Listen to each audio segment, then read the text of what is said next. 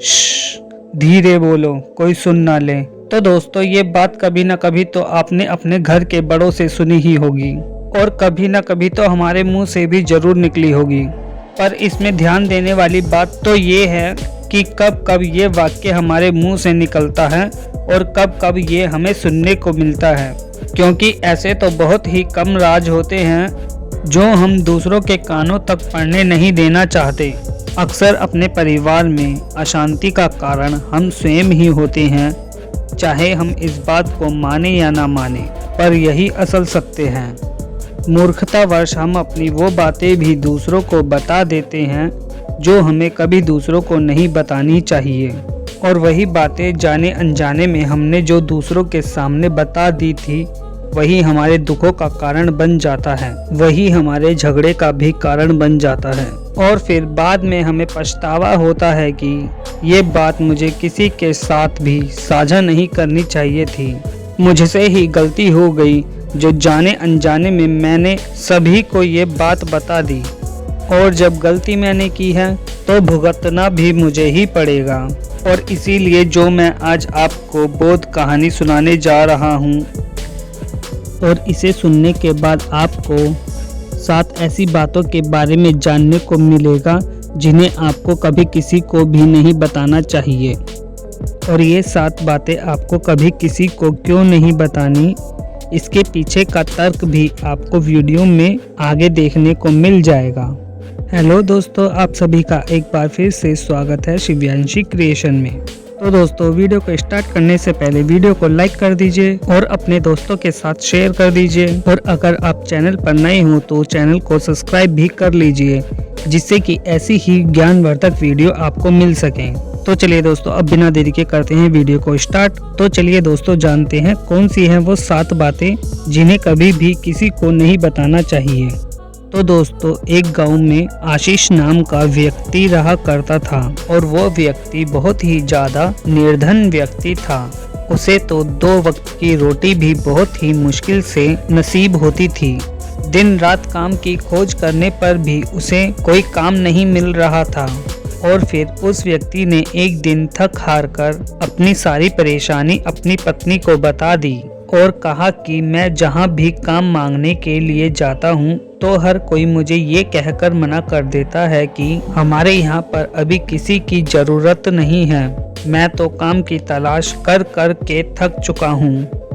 मुझे तो अब ये भी समझ नहीं आता कि मैं अब तुम लोगों का पेट कैसे भरूंगा और अपने बच्चों को कैसे पालूंगा, और अब मुझे ये चिंता दिन रात खाई जा रही है। और आशीष की पत्नी आशीष की सारी बातें सुनकर सोचने लगी, और फिर कुछ देर बाद सोचने के बाद वो आशीष को समझाने लगी, देखो, तुम एक आदमी के पास एक बार ही काम मांगने के लिए जाते हो, और जब वो तुम्हें काम नहीं देता तो तुम उसके पास दोबारा जाते तक नहीं हो। और यदि तुम्हें उनसे काम लेना है और अगर आप सच में चाहते हो कि वो आपको काम दे, तो आपको उनकी हमदर्दी जीतनी होगी और आपको उन्हें अपनी गरीबी दिखानी होगी, और जिससे कि वो आपकी मजबूरी को समझकर आपको काम पर रख लें। और इसीलिए आप शर्म बिल्कुल भी मत कीजिए, बल्कि उन्हें तो आप अपनी मजबूरी बताइए, गरीबी दिखाइए, और यही एक उपाय है जिससे कि तुम काम पा सकते हो। तो आशीष ने अपनी पत्नी की सभी बातों को ध्यान से सुना। तो अपनी पत्नी की सभी बातों को आशीष ने अपने दिमाग में बैठा लिया, और अगले दिन फिर से वो उसी सेठ के पास काम मांगने के लिए जा पहुंचा, जहां पर वो पिछले दिन काम मांगने के लिए गया था। लेकिन आज आशीष ने उस सेठ के सामने हाथ जोड़कर विनती की और प्रार्थना कर उस सेठ को समझाने लगा कि वो बहुत ही गरीब है और उसे काम की बहुत ही ज़्यादा आवश्यकता है, और वो जो कुछ भी उसको देंगे वो उसी में संतुष्ट हो जाएगा, पर कृपया करके मुझे अपने पास काम पर रख लें। और उसकी ये हालत देखकर उसके सेठ को आशीष पर दया आ गई, और सेठ ने आशीष पर दया करके उसे अपने पास काम पर रख लिया, और वो रोज समय पर काम पर जाने लगा। और अंदर ही अंदर आशीष इस बात से तो खुश था कि कम से कम उसे काम तो मिल गया, परंतु दूसरे लोगों के मुकाबले उसे वेतन काफी कम मिला करता था। वही वो काम जो दूसरे लोग कर रहे थे उन्हें ज्यादा वेतन मिल रहा था और उसी काम के आशीष को कम वेतन मिल रहा था। और जब उसने अपने सेठ से इस बारे में बात की तो सेठ बोला, देखो भाई, तुम्हें काम की जरूरत थी और मैंने तुम्हें काम दे दिया और तुम मेरा धन्यवाद मानने की जगह तुम मुझसे शिकायत कर रहे हो। अब तो भलाई का जमाना ही नहीं रहा।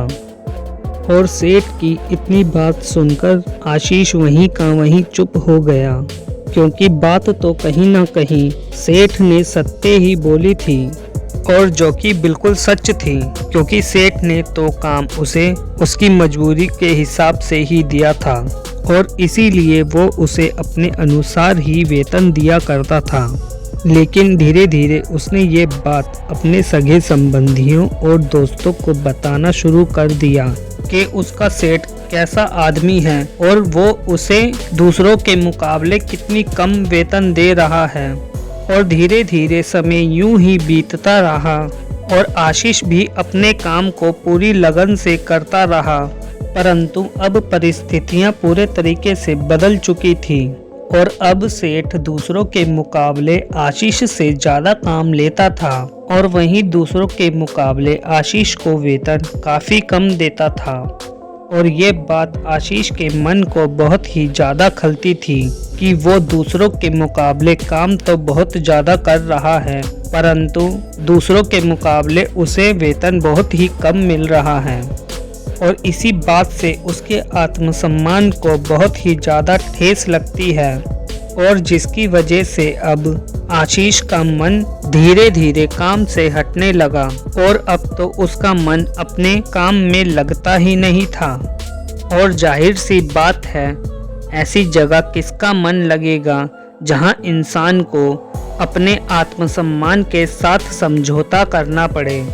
और फिर इसीलिए एक दिन आशीष ने वहां से काम छोड़ दिया और फिर वो अपने घर पर खाली आकर बैठ गया और अब उसके पास घर का खर्चा चलाने के लिए भी कोई पैसे नहीं बचे थे।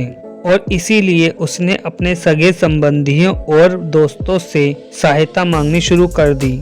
लेकिन उसके दोस्त उसके सामने तो उसे दया का पात्र समझते थे और उसे दिलासा देते थे, परंतु उसके पीछे से उसका मजाक उड़ाते थे और बोलते थे कि ये कितना बड़ा पागल है, इसके सेठ ने इससे इतना काम लिया और पैसे भी नहीं दिए, और यदि आज हम इसके ऊपर दया खाकर इसे पैसे दे भी दें तो क्या कल को ये हमारा पैसा हमें वापस लौटा भी पाएगा, क्योंकि काम तो इसके पास कुछ है नहीं, तो ये हमारे पैसे को लौटाएगा कैसे। और इसी वजह से आशीष की हालत बद से बदतर होती जा रही थी और अब तो वो दिन रात तनाव में ही रहने लगा था। और अब तो आशीष के वही दोस्त और सगे संबंधी जो कि उसका अपना होने का दिखावा किया करते थे, वही सब आज उसे दया का पात्र समझ रहे थे और उन सभी को आशीष के ऊपर तरस तो आ रहा था और उसे ज्ञान भी बहुत देते थे, पर कोई भी उसकी मदद करने को तैयार नहीं था। और अक्सर ऐसा ही होता है, ज्ञान देने वाले तो बहुत मिल जाते हैं, लेकिन मदद करने वाले, उंगली पकड़कर हाथ पकड़कर आगे चलाने वाले कितने लोग मिलते हैं। तो एक दिन आशीष को पता चला कि उनके पास के गांव में एक बौद्ध भिक्षु आया हुआ है जो कि बहुत ही ज्ञानी है। और आशीष तो इतना ज़्यादा तनाव में था कि उसे तो कुछ भी समझ नहीं आ रहा था और जाने अनजाने में ही आशीष उस बौद्ध भिक्षुक के पास पहुंच जाता है और उनके पास पहुंचते ही वो उनके पैरों में गिरकर जोर जोर से रोने लगता है और रोते रोते वो उन्हें अपनी सारी परिस्थिति बताता है कि कैसे उसके सेठ ने उसका फ़ायदा उठाया और उसके सगे संबंधी उसके प्रति किस प्रकार का व्यवहार रखते हैं।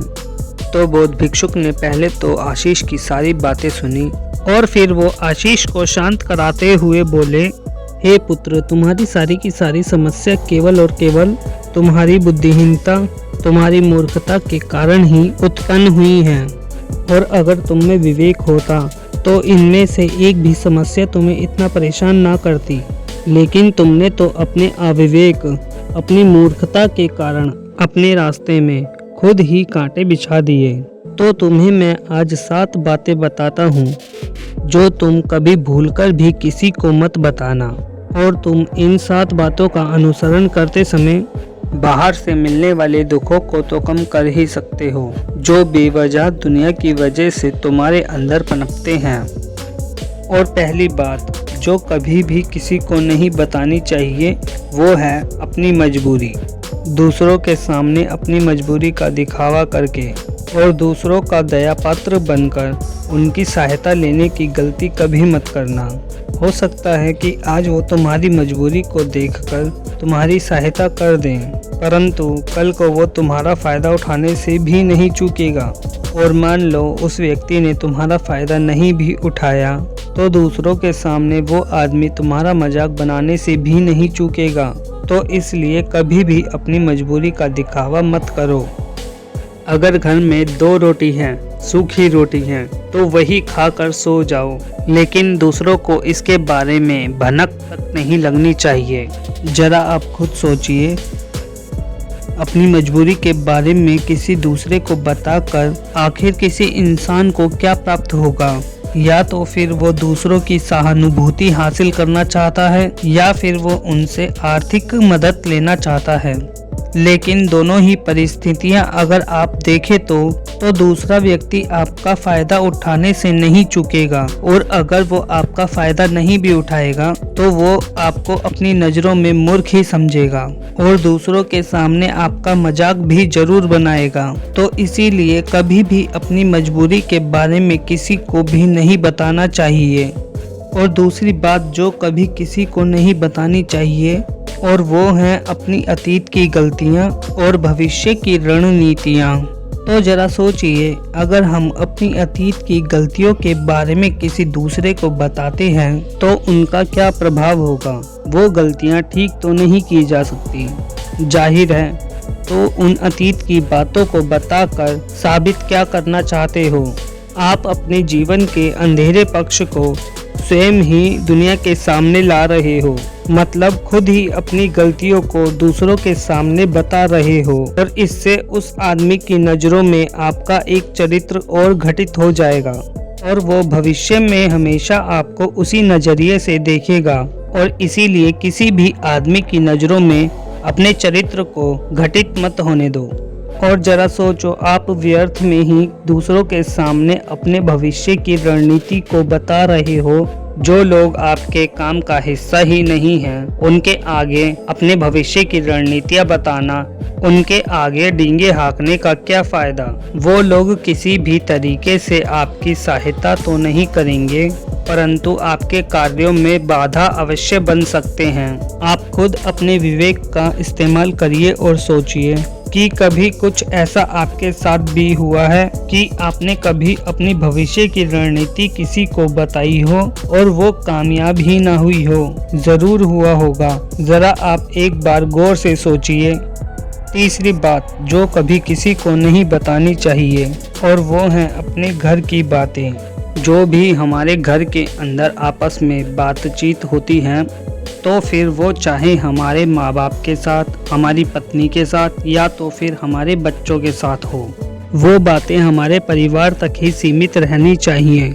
अगर आप अपने घर की बातों का ढिंढोरा सबके सामने पीटते हैं तो दूसरों को आपके घर में घुसने का एक मौका मिल जाता है, और वो इस बात का मौका उठाने से बिल्कुल भी नहीं चूकेंगे, और वो इस बात का भरपूर फायदा उठाकर आपके अपने परिवार के सदस्यों को आपसे दूर करने की कोशिश करेंगे। और अक्सर ऐसा होता है और अक्सर ऐसा समाज में देखने को मिलता रहता है कि लोग अपने घर के झगड़ों को खत्म करने के लिए उन झगड़ों को अपने पड़ोसियों और रिश्तेदारों को बता देते हैं, लेकिन इनसे आपको सहायता कभी नहीं मिली होगी, बल्कि इनसे तो आपके घर के लड़ाई झगड़े और भी ज्यादा बढ़ गए होंगे, और वो जाहिर है वो तो बढ़ेंगे ही। अगर आप अपने माँ बाप की बातें दूसरों को बताएंगे तो उन्हें तो बुरा लगेगा ही कि हमारा बेटा हमसे बातें ना करके हमारी बातें ही दूसरों को बता रहा है।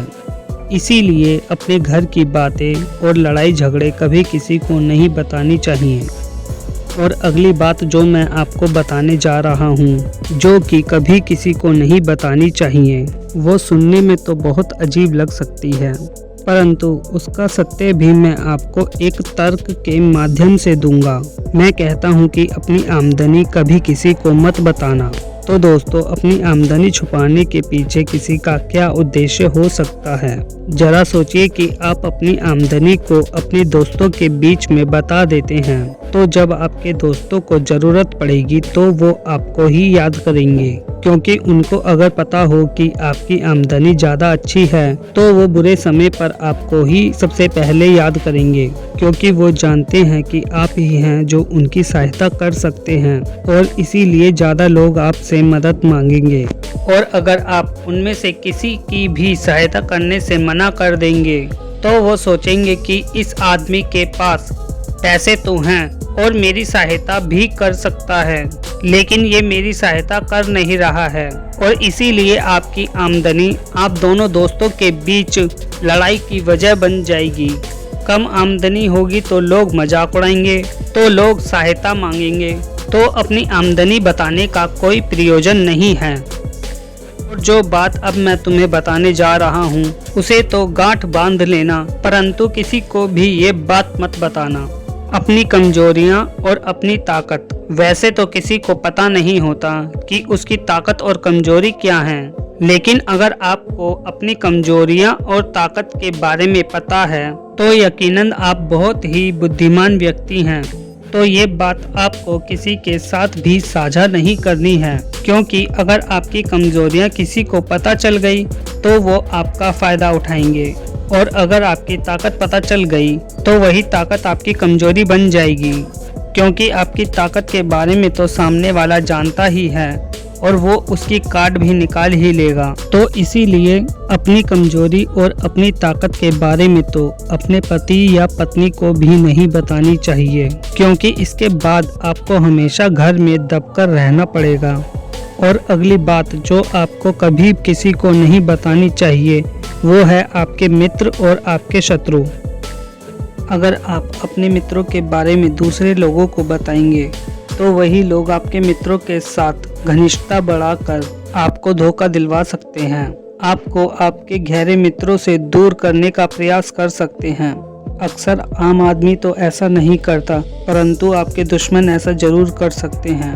और दूसरी तरफ आपके शत्रु का भी किसी को पता नहीं लगना चाहिए, क्योंकि जो आज आपका दोस्त है अगर कल को आपका दुश्मन बन गया तो वो आपके पुराने दुश्मन के साथ मिलकर आपको परास्त कर सकता है, आपको धोखा दे सकता है। और इसीलिए अपने सबसे अच्छे दोस्त को भी अपने दुश्मन के बारे में कभी नहीं बताना चाहिए। और अगली और आखिरी बात ये है कि जब कभी आप दान करते हैं तो उस दान के बारे में कभी किसी को नहीं बताना चाहिए, क्योंकि अगर आप दान के बारे में दूसरों को बताएंगे तो उस दान का मतलब व्यर्थ हो जाता है, बेकार हो जाता है। क्योंकि अगर आप अपने दान का ढिंढोरा पीट रहे हो तो आप ये बता रहे हो कि आप कितने बड़े दानी हैं, और आपके अंदर ये एक अहंकार को जन्म देगा।